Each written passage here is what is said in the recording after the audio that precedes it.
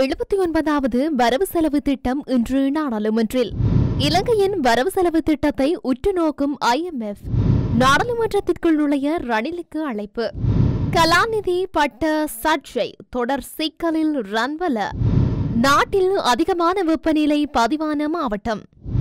வாகன இறக்குமதி தொடர்பான எதிர்கால திட்டம் இறக்குமதியாளர்கள் சங்கம் விளக்கம். இலங்கை தமிழரசு கட்சியின் பதில் பொதுச் செயலாளராக சுமந்திரன் நியமனம். ஸ்ரீலங்கா ராணுவ வீரர்களின் கடவுச்சீட்டு தளபதிகளுக்கு பரந்த உத்தரவு. அதிகாலையில் டெல்லியை உலுக்கிய சக்தி வாய்ந்த நிலநடுக்கம். தூசு தட்டப்படவுள்ள முக்கிய வழக்குகள். விசாரணை களத்தில் ஷானியா பேசேகர.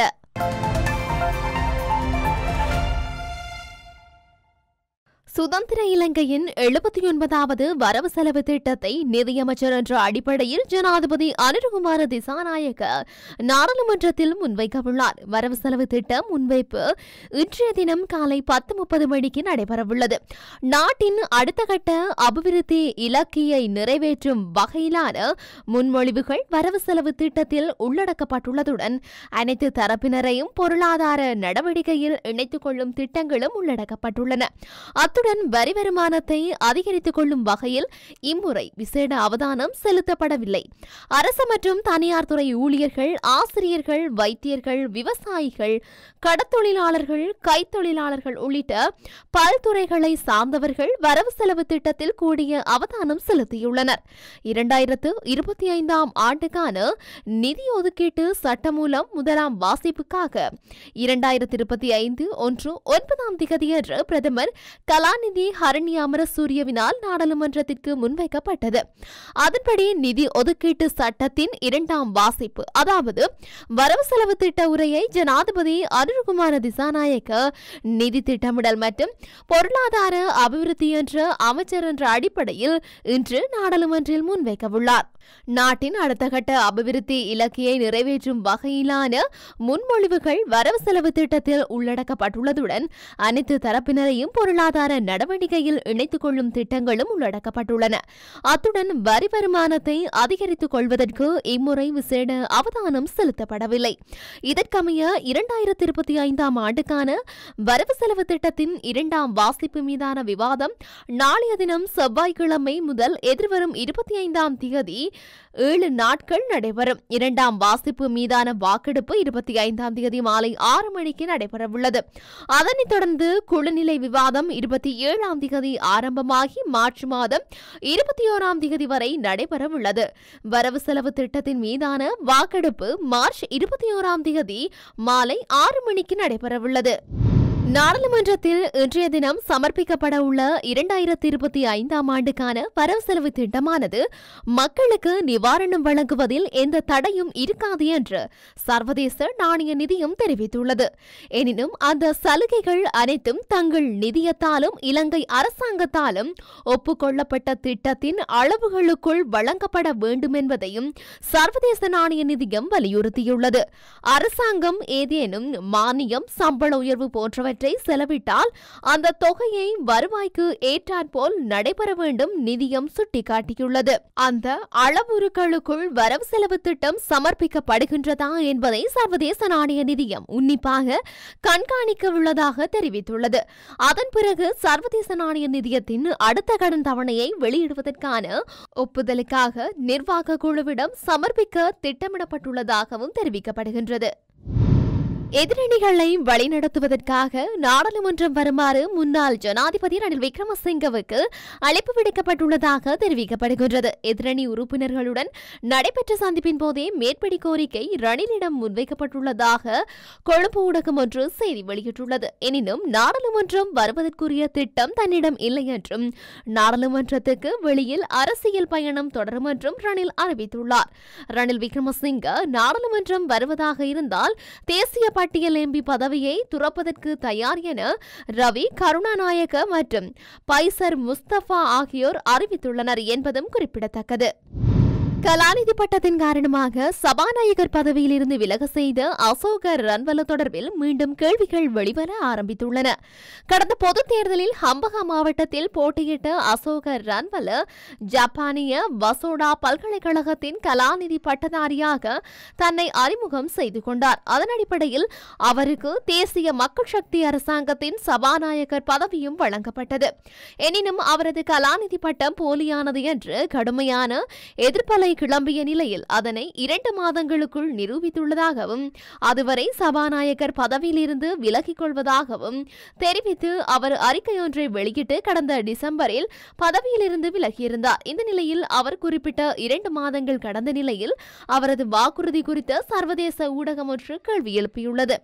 நாடாளுமன்றம் என்பது கல்வி தகமைகளை சமர்ப்பிக்க வேண்டிய இடம் அல்லவென்றும் தனது கல்வி தகமை குறித்து அறிந்து கொள்ளும் தேவை பொதுமக்களுக்கு இல்லை என்றும் அவர் பதிலளித்துள்ளதாக குறித்த ஊடக செய்தியில் குறிப்பிட்டுள்ளது. இந்த நிலையில் ரன்வல தொடர்பான கேள்விகளும் தற்போது சமூக ஊடக பரப்பில் வெளிப்படுத்தப்படுகின்றமை குறிப்பிடத்தக்கது.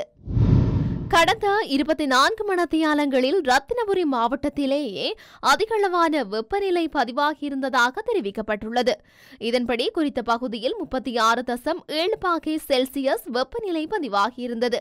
கடந்த சில நாட்களாக நாட்டின் பல பகுதிகளில் வெப்பநிலை அதிகரித்து காணப்படுவதாக வளிமண்டலவியல் திணைக்களம் தெரிவித்துள்ளது. தற்போது நிலவும் வெப்பமான காலநிலை எதிர்வரும் ஏப்ரல் மாதம் நடுப்பகுதி வரை தொடரும் என வளிமண்டலவியல் திணைக்களம் எதிர்வு கூறியுள்ளது. அதன்படி ஆசியா, ஆப்பிரிக்கா மற்றும் ஆஸ்திரேலியா ஆகிய கண்டங்களில் உள்ள நாடுகளும் அதிக வெப்பநிலையினால் பாதிக்கப்படுவதாகவும் தகவல்கள் தெரிவிக்கின்றன. வாகன இறக்குமதிக்கான தடை நீக்கப்பட்ட பின்னர் அதிகளவான டபுள் கேப் வாகனங்கள் இறக்குமதிக்கான கொள்வனவு கட்டளைகள் முன்வைக்கப்பட்டுள்ளது. குறித்த விடயத்தை வாகன இறக்குமதியாளர்கள் சங்கம் தெரிவித்துள்ளது. ஏனைய வாகனங்களுடன் ஒப்பிடுகையில் டபுள் கேப் வாகனங்களின் விலைகள் கூடுதலாக அதிகரிக்காமை அதற்கான முதற் காரணங்களாகும். மேலும் மறுபுறத்தில் சிறு கார்கள் உள்ளிட்ட அனைத்து வாகனங்களின் விலைகளும் அதிகரித்துள்ளது. அதன் காரணமாக டபுள் கேப் மற்றும் வேன்களை இறக்குமதி செய்வதில் பொதுமக்கள் கூடுதல் ஆர்வம் காட்டத் தொடங்கியிருப்பதாக வாகன இறக்குமதியாளர்கள் சங்கம் தெரிவித்துள்ளது. இலங்கை தமிழரசு கட்சியின் புதிய பதில் பொதுச் செயலாளராக ஜனாதிபதி சட்டத்தரணி M.A. சுமந்திரன் இன்று நியமிக்கப்பட்டார். மட்டக்களப்பு களுவாஞ்சிக்குடியில் நேற்று நடைபெற்ற கட்சியின் மத்திய குழு கூட்டத்தில் இந்த முடிவு எடுக்கப்பட்டது. இதுவரை அந்த பதவியில் இருந்த மருத்துவர் சத்தியலிங்கம் MP சுகவீனம் காரணமாக பதவியில் தான் தொடர்ந்து இருக்க முடியாது என இன்றைய கூட்டத்தில் அறிவித்தமையை அடுத்து கூட்டத்தில் இந்த முடிவு எடுக்கப்பட்டது. சத்தியலிங்கத்துக்கு அடுத்து கட்சியில் சிரேஷ்ட துணை செயலாளர் இருந்த சுமந்திரனை பதில் பொதுச் செயலாளராக நியமிப்பது என மத்திய குழு இன்று உடனடியாகவே தீர்மானித்தது. அந்த முடிவுக்கு கட்சியின் நாடாளுமன்ற குழு தலைவர் ஸ்ரீதரன் MP, ஸ்ரீநேசன் MP மற்றும் முன்னாள் MP யோகேஸ்வரன் ஆகியோர் தமது எதிர்ப்பை பதிவு செய்திருந்தனர். எனினும் அவர்களின் எதிர்ப்பை மீறி அந்த நியமனத்தை மத்திய குழு மேற்கொண்டது. வரும் உள்ளூராட்சி சபை தேர்தலை எதிர்கொள்வதற்கான தந்திரோபாயம் குறித்து இன்றைய கூட்டத்தில் கலந்துரையாடப்பட்டது. தேர்தலை தனியாக தமிழரசு கட்சியாக எதிர்கொண்டாலும் மற்ற தமிழ் தேசிய கட்சிகளுடன் தேர்தலுக்கு முன்னரே இணக்க உடன்பாடு ஒன்றை செய்து கொள்வது என்றும் தீர்மானிக்கப்பட்டது. கட்சியின் மூத்த தலைவர் மாவை சேனாதிராஜா மரணித்துள்ள நிலையில் கட்சிக்கு எதிராக கட்சியின் பிரமுகர்களுக்கு எதிராக முன்னெடுக்கப்பட்ட வன்முறை பாங்கிலான அச்சுறுத்தல் நடவடிக்கைகள் குறித்து யாழ்ப்பாணத்தில் செய்யப்பட்டுள்ள காவல்துறை முறைப்பாடு தொடர்பில் காத்திரமான முன் நகர்வுகள் இல்லாவிட்டால் அந்த நடவடிக்கைகளினால் பாதிக்கப்பட்டவர்களில் முக்கிய பிரமுகர்கள் இருப்பதையும் கவனத்தில் கொண்டு அந்த விடயத்தை குற்றப்புலனாய்வு பிரிவின் மூலம் துரிதமாக முன்னெடுத்து புலனாய்வு செய்து விசாரிப்பதற்கான அழுத்தத்தை நடவடிக்கைகளை கொழும்பில் கட்சி ரீதியாக மேற்கொள்வது என்றும் தீர்மானிக்கப்பட்டதாக அறியவந்தது.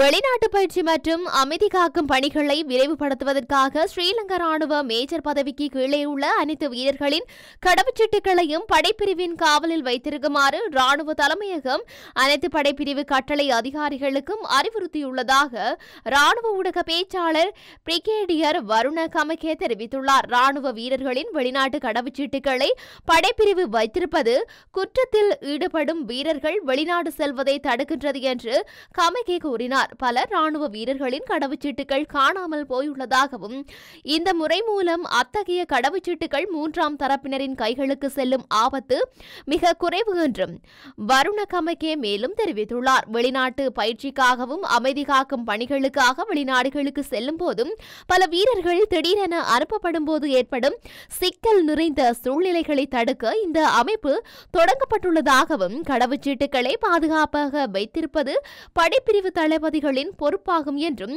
ராணுவ ஊடக பேச்சாளர் தெரிவித்துள்ளார். மேலும் படையினர் தங்கள் தனிப்பட்ட தேவைகளின் அடிப்படையில் பாதுகாப்பு அமைச்சரின் ஒப்புதலுடன் எந்த நேரத்திலும் கடவுச்சீட்டை பெறலாம் என்றும் பிரிகேடியர் வருணகமகே கூறியுள்ளார்.